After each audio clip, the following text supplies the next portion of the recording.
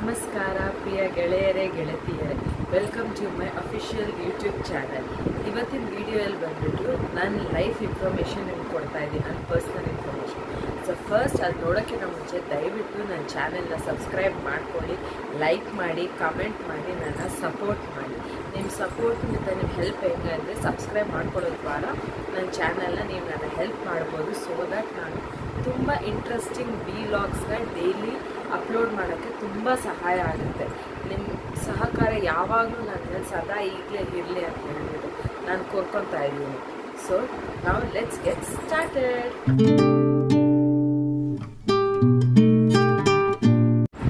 So first ನಾನು ಬಂದುಬಿಟ್ಟು ವಾಸ ಆಗಿರೋದು ಬೆಂಗಳೂರಲ್ಲೇ. ನಾನು ಹುಟ್ಟಿದ್ದು ಬಂದುಬಿಟ್ಟು May 12, 1991. ನಮ್ಮ ತಂದೆ ತಾಯಿ ಹೆಸರು ಬಂದುಬಿಟ್ಟು ಶ್ರೀಧರ್ ಮತ್ತು ಭಾಗ್ಯಲಕ್ಷ್ಮಿ ಅಂತ ಹೇಳ್ಬಿಟ್ಟು ಅವರು ಬ್ಯಾಂಗ್ಳೂರಲ್ಲೇ ಸೆಟ್ಲ್ ಆಗಿರೋದು. ನಾನು ಬಂದುಬಿಟ್ಟು ನಾನು LKG ಇಂದ 5th ಸ್ಟ್ಯಾಂಡರ್ಡ್ ತನಕ ರಿಚ್ಮಂಡ್ ರೋಡಲ್ಲಿರೋ ಬಾಲ್ಡಿನ್ ಗರ್ಲ್ಸ್ ಹೈಸ್ಕೂಲಲ್ಲಿ ಓದಿದ್ದೆ ನಾನು.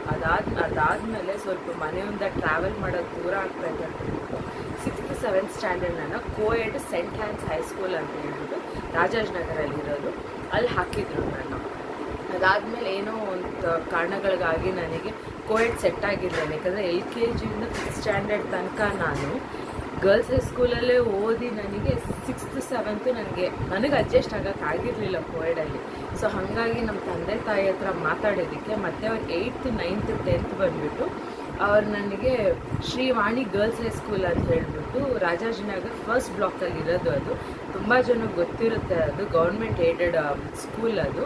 ಸೊ ಅಲ್ಲಿ ಮತ್ತೆ ನಾನು ಬಂದುಬಿಟ್ಟು ನನ್ನ ವಿದ್ಯಾಭ್ಯಾಸನ ಮುಗಿಸಿದೆ. ನಾನು 2007 ಬ್ಯಾಚ್ ಪಾಸ್ಡ್ ಔಟ್. ಇಲ್ಲಿ ಯಾರಾದರೂ ಈ 2007 ಬ್ಯಾಚ್ ಪಾಸ್ಡ್ ಔಟ್ ಆಗಿದ್ದರೆ ದಯವಿಟ್ಟು ಕಮೆಂಟ್ ಸೆಕ್ಷನಲ್ಲಿ ತಿಳಿಸಿ. ಸೊ ದಟ್ ನಾವು ಒಂದೇ ಬ್ಯಾಚರ್ ಆಗಿದ್ದರೆ ನಮಗೆ ಈ ವಿಡಿಯೋ ದ್ವಾರ ನಾವು ಒಬ್ಬರನ್ನೊಬ್ಬರು ಇಂಟ್ರ್ಯಾಕ್ಷನ್ ಮಾಡೋಕ್ಕೆ ಒಂದು ಅವಕಾಶ ಸಿಗುತ್ತೆ.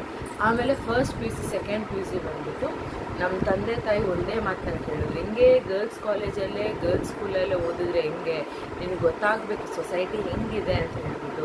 ಸೊ ನೀನು ಕೋಎಡ್ ಕಾಲೇಜಲ್ಲಿ ಸೇರ್ಕೋ ಅಂತ ಹೇಳಿದ್ದಕ್ಕಾಗಿ ನಾನು ರಾಜಾಜಿನಗರಲ್ಲಿರೋ KLE ನಿಜಲಿಂಗಪ್ಪ ಕಾಲೇಜಲ್ಲಿ ಫಸ್ಟ್ PUC ಸೆಕೆಂಡ್ PUC ಓದಿದ್ದೆ ನಾನು. ಸೊ ಅಲ್ಲಿ ನಾನು PCMB ತೊಗೊಂಡೆ. ನಾನು ಫಿಸಿಕ್ಸ್, ಕೆಮಿಸ್ಟ್ರಿ, ಮ್ಯಾಥ್ಸ್, ಬಯೋ ತೊಗೊಂಡಿದ್ದೆ ನಾನು. ಅಲ್ಲಿ 2009 ಬ್ಯಾಚ್ ಪಾಸ್ಡ್ ಔಟ್ ನಾನು. ಸೊ ನಾನು CETನೂ ಬರೆದಿದ್ದೆ ಮತ್ತು ಕಾಮೆಟ್ಗೇನು ಬರೆದಿದ್ದೆ. ಎರಡಲ್ಲೂ ರ್ಯಾಂಕಿಂಗ್ ಬಂತು. ನನಗೆ ಹೋಮಿಯೋಪತಿಯಲ್ಲೂ ಸೀಟ್ ಬಂತು, ಅದನ್ನ ಇಂಜಿನಿಯರಿಂಗಲ್ಲೂ ಸೀಟ್ ಬಂತು. ಆದರೆ ನನಗೆ ಇಂಜಿನಿಯರಿಂಗಲ್ಲಿ ಗೌರ್ಮೆಂಟ್ ಸೀಟ್ ಬಂದಿರೋ ಕಾರಣಕ್ಕಾಗಿ ನಾನು ಗೌರ್ಮೆಂಟ್ ಸೀಟ್ಗೆ ನನಗೆ ಹೋಮಿಯೋಪತಿಯಲ್ಲಿ ಗೌರ್ಮೆಂಟ್ ಸೀಟ್ ಸಿಕ್ಕಿರಲಿಲ್ಲ. ಆ ಟೈಮಲ್ಲಿ ಅಷ್ಟೊಂದು ಲಾರ್ಜ್ ಅಮೌಂಟ್ನ ಅಫೋರ್ಡ್ ಮಾಡಬೇಕಾ ಅಂತ ಹೇಳ್ಬಿಟ್ಟು ನಮ್ಮ ತಂದೆ ತಾಯಿ ಯೋಚನೆ ಮಾಡ್ತಾಯಿದ್ರು. ಏನಕ್ಕಂದರೆ ನಮ್ಮ ತಂದೆ ತಾಯಿಗೆ 3 ಮಕ್ಕಳು, ನನಗೊಂದು ಅಕ್ಕ, ಒಂದು ಅಣ್ಣ, ನಾನೇ ನಮ್ಮ ಮನೆಯಲ್ಲಿ ಲಾಸ್ಟ್ ಇರೋದ್ರಿಂದ ನಾನು ಆ ಟೈಮಲ್ಲಿ ನಮ್ಮ ಅಕ್ಕಗೆ ಮದುವೆ ಫಿಕ್ಸ್ ಆಗಿದ್ದಿತ್ತು. ಸೊ ಅಷ್ಟು ಲಾರ್ಜ್ ಅಮೌಂಟು ನಾನು ಎಜುಕೇಷನ್ಗೆ ಅವ್ರು ಸ್ಪೆಂಡ್ ಮಾಡೋದಕ್ಕಿಂತ ನಮ್ಮ ಅಕ್ಕ ಮದುವೆಗೆ ಯೂಸ್ ಆಗುತ್ತೆ ಅಂತ ಹೇಳಿಬಿಟ್ಟು ನಾನು ಇಂಜಿನಿಯರಿಂಗ್ ತೊಗೊಂಡೆ. ನಾನು ಇಂಜಿನಿಯರಿಂಗ್ ಬಂದುಬಿಟ್ಟು ಮಾಡಿದ್ದು ಬಂದುಬಿಟ್ಟು ಕಂಪ್ಯೂಟರ್ ಸೈನ್ಸ್ ಸ್ಟ್ರೀಮು. ಇದು ಜ್ಞಾನ ವಿಕಾಸ್ ಇನ್ಸ್ಟಿಟ್ಯೂಟ್ ಆಫ್ ಟೆಕ್ನಾಲಜಿ ಅಂತ ಹೇಳ್ಬಿಟ್ಟು ಬಿಡದಿಯಲ್ಲಿರೋದು. ನಾನು 2013 ಬ್ಯಾಚ್ಡ್ ಔಟ್ ಸ್ಟೂಡೆಂಟು. ಅದಾದಮೇಲೆ ನನಗೆ HCL ಅಲ್ಲಿ ಕೆಲಸ ಸಿಕ್ತು. HCL ಅಲ್ಲಿ ಬಂದುಬಿಟ್ಟು QC ಅಸೋಸಿಯೇಟ್ ಆಗಿ ನಾನು ಕೆಲಸ ಮಾಡ್ತಾಯಿದ್ದೆ. ಕ್ವಾಲಿಟಿ ಚೆಕ್ ಅನಾಲಿಸ್ಟ್ ಆಗಿ ಪೀರಿಯಡ್ ಆಫ್ 1 year ನಾನು ಕೆಲಸ ಮಾಡಿದೆ. ಆ ಕೆಲಸ ಮಾಡೋ ಟೈಮಲ್ಲೇ ನನಗೆ ಮದುವೆ ಸೆಟ್ ಆಯ್ತು. ಕೂಡಲೇ ಅರೇಂಜ್ ಮ್ಯಾರೇಜ್ ನನಗೆ ಸೆಟ್ ಆಗಿತ್ತು. ನನಗೆ ಸೆಟ್ ಆಗಾದ್ಮೇಲೆ ನಾನು ಮ್ಯಾರೇಜ್ ಲೈಫಿಗೆ ಸ್ವಲ್ಪ ದಿನ ನನ್ನ ಪ್ರೊಫೆಷ್ನಲ್ ಲೈಫ್ ಸ್ವಲ್ಪ ಬ್ರೇಕ್ ಕೊಟ್ಟು ಮ್ಯಾರೇಜ್ ಲೈಫ್ ಸ್ವಲ್ಪ ಕಾನ್ಸಂಟ್ರೇಟ್ ಮಾಡಬೇಕಾಗಿದ್ದ ಕಾರಣಕ್ಕಾಗಿ ನಾನು ಕೆಲಸ ಬಿಟ್ಟೆ. ನಾನು ಮೇಯಲ್ಲಿ ಕೆಲಸ ಬಿಟ್ಟೆ. ನನಗೆ ನವೆಂಬರಲ್ಲಿ ಮದುವೆ ಆಯಿತು. ಹಾಗಾದಮೇಲೆ ನಾನು ಕೆಲಸಗಳು ಹುಡುಕಿದೆ, ಆದರೆ ನನ್ನ ಕೈಯಲ್ಲಿ ಸೊ ಮದುವೆ ಆಗಾದಮೇಲೆ ನಾನು ಕೆಲಸ ಹುಡ್ಕೋಕ್ಕೆ ಸ್ಟಾರ್ಟ್ ಮಾಡಿದ್ದೆ ನಾನು. ಆದರೆ ನಾನು ಅಂದ್ಕೊಂಡಿರೋ ಕೆಲಸ ನನಗೆಲ್ಲೂ ಸಿಕ್ಕಿರಲಿಲ್ಲ. ನನಗೊಂದು ಎಕ್ಸ್ಪೆಕ್ಟೇಷನ್ ಇತ್ತು, ಈ ಥರ ಕೆಲಸನೇ ನನಗೆ ಬೇಕು ಅಂತ ಹೇಳ್ಬಿಟ್ಟು ಒಂದು ಎಕ್ಸ್ಪೆಕ್ಟೇಷನ್ ಇಟ್ಕೊಂಡಿದ್ದೆ ನನಗೆ. ಆದರೆ ಯಾವ ಕೆಲಸನೂ ಆ ಸ್ಯಾಟಿಸ್ಫ್ಯಾಕ್ಷನ್ ಕೊಟ್ಟಿರಲಿಲ್ಲ. ಸೊ ಹಾಗಾಗಿ ನಮ್ಮ ಮಾವ ಇಟ್ಕೊಂಡು, ನೀನು ಇಷ್ಟು ಓದಿ ಏನಕ್ಕೆ ಸುಮ್ಮನೆ ಸೈಲೆಂಟಾಗಿದೆಯಾ, ಒಂದು ಕೆಲಸಕ್ಕಾದರೂ ಹೋಗಿಲ್ಲ, ಅದು ಮುಂದಕ್ಕೆ ಏನಾದರೂ ಓದ್ತೀಯಾ ನೋಡು ಅಂತ ಹೇಳಿದರು. ಸೊ ಆಮೇಲೆ ನನ್ನ ಅತ್ತೆ ಮಾವ, ನಮ್ಮ ಯಜಮಾನರು ಮತ್ತು ನಮ್ಮ ಅಪ್ಪ ಅಮ್ಮ ಇವರೆಲ್ಲರ ಇದು ಬ್ಲೆಸ್ಸಿಂಗ್ಸಿಂದ ನಾನು MBA ತೊಗೊಂಡೆ. ನಾನು MBA HR ಆಗಿ ನಾನು ಡಿಸ್ಟೆನ್ಸ್ ಎಜುಕೇಷನಲ್ಲಿ ಪಾಂಡಿಚೇರಿ ಯೂನಿವರ್ಸಿಟಿಯಿಂದ ಕಂಪ್ಲೀಟ್ ಮಾಡಿದೆ ನಾನು. ಸೊ ಹಾಗಾಗಿ ಆ ಟೈಮಲ್ಲಿ ನನಗೆ ತುಂಬ ಸಪೋರ್ಟ್ ಸಿಸ್ಟಮ್ ಆಗಿದ್ದಿದ್ದು ನಮ್ಮ ಅತ್ತೆ ಮಾವ, ನಮ್ಮ ಮಮ್ಮಿ ಡ್ಯಾಡಿನೇ. ಏನಕ್ಕಂದರೆ ನಾನು ಫಸ್ಟ್ ಸೆಮಿಸ್ಟರ್ MBA ಬರೆಯೋವಾಗ ನಾನು ದೊಡ್ಡ ಮಗಳಿಗೆ ಕ್ಯಾರಿ ಆಗ್ತಾಯಿದ್ದೆ ನಾನು.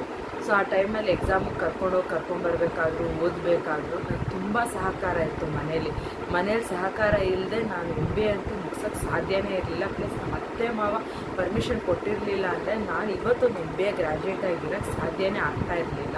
ಅದಾದಮೇಲೆ ನನ್ನ ಮಗಳು ಹುಟ್ಟಾದ್ಮೇಲೆ ನಾನು MBA ಎಕ್ಸ್ಚೇಂಜ್ ಎಜುಕೇಷನ್ ಆಗಿರೋದ್ರಿಂದ ನಾನು ಸ್ವಲ್ಪ ಗ್ಯಾಪ್ ತೊಗೊಂಡು 3rd ಸೆಮಿಸ್ಟರ್ 4th ಸೆಮಿಸ್ಟರ್ ಬರೆದೆ ನಾನು. ಆ ಟೈಮಲ್ಲೂ ಅಷ್ಟೇ ನಮ್ಮ ಸೆಕೆಂಡ್ ಸೆಮಿಸ್ಟ್ರಲ್ಲಿ ನನ್ನ ಮಗಳನ್ನ ನಾನು ನಮ್ಮ ತಾಯಿ ಮನೇಲಿ ಬಿಟ್ಬಿಟ್ಟು ಎಕ್ಸಾಮ್ ಬರೆಯೋಕ್ಕೆ ಹೋಗಿದ್ದೆ. ಆದರೆ 3rd ಸೆಮಿಸ್ಟರ್ 4th ಸೆಮಿಸ್ಟ್ರಲ್ಲಿ ಬಂದುಬಿಟ್ಟು ನಮ್ಮ ಅತ್ತೆ ಮಾವ ಹತ್ರನೇ ಅವಳನ್ನ ಬಿಟ್ಬಿಟ್ಟು ಎಕ್ಸಾಮ್ ಬರೆಯೋಕ್ಕೆ ಹೋಗ್ತಾ ಇದ್ದೆ ನಾನು. ಸೊ ಹೀಗಾಗಿ ನಮ್ಮ ಫ್ಯಾಮಿಲಿ ಸಪೋರ್ಟ್ ಇಲ್ಲದೆ ನಾನು MBA ಮುಗಿಸೋಕ್ಕೆ ಸಾಧ್ಯನೇ ಇರಲಿಲ್ಲ ನನಗೆ. ಸೊ ಇದೊಂದು ಲಾಂಗ್ ವಿಡಿಯೋ ಆಗಿರೋದ್ರಿಂದ ನೆಕ್ಸ್ಟ್ ನನ್ನ ಲೈಫಲ್ಲಿ ಏನೇನಾಯಿತು ಅಂತ ಹೇಳಿಬಿಟ್ಟು ನಿಮಗೆ ನೆಕ್ಸ್ಟ್ ವಿಡಿಯೋಲಿ ನಾನು ಅಪ್ಲೋಡ್ ಮಾಡ್ತೀನಿ ಪಾರ್ಟ್ 2 ಆಗಿ.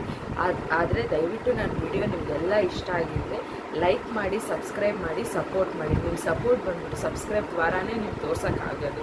ನಮ್ಮಂಥ ಬಿಗಿನರ್ಸ್ನ ದಯವಿಟ್ಟು ಪ್ರೋತ್ಸಾಹಿಸಿ, ಸೊ ದಟ್ ನಾವು ಒಳ್ಳೆ ಲಾಗ್ಸು ಶೂಟ್ ಮಾಡೋದಕ್ಕೆ ಐಡಿಯಾಸು ನಮಗೆ ಬರುತ್ತೆ, ಮತ್ತು ನಿಮಗೆ ಎಂಟರ್ಟೈನ್ ಮಾಡೋಕ್ಕೆ ನಮಗೊಂದು ಇಂಟ್ರೆಸ್ಟು ಬಿಲ್ಡ್ ಆಗುತ್ತೆ. ಸೊ ದಯವಿಟ್ಟು ಸಬ್ಸ್ಕ್ರೈಬ್ ಮಾಡಿ, ಕಮೆಂಟ್ ಮಾಡಿ, ಶೇರ್ ಮಾಡಿ.